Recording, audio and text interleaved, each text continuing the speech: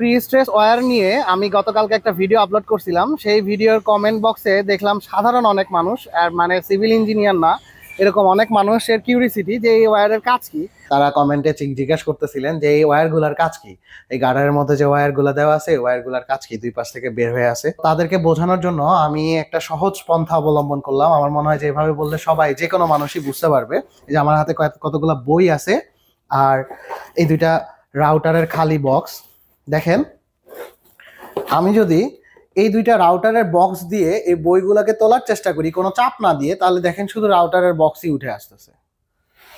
এখন আমি যদি এটাকে চাপ দেই তাহলে আমি বইগুলো তুলতে পারতেছি।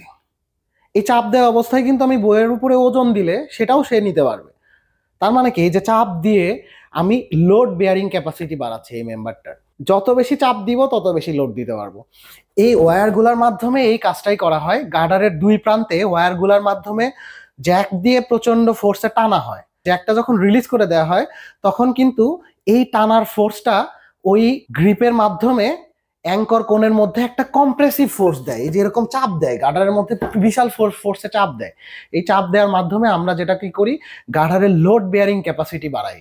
লোড বেয়ারিং ক্যাপাসিটি মানে গার্ডারটা আগে যে লোড নিতে পারতো তার থেকে অনেক গুণ বেশি লোড নিতে পারবে এই প্রি স্ট্রেসিং ফোর্সের মাধ্যমে। এটাই হচ্ছে এই ক্যাবলগুলোর মেইন রিজন।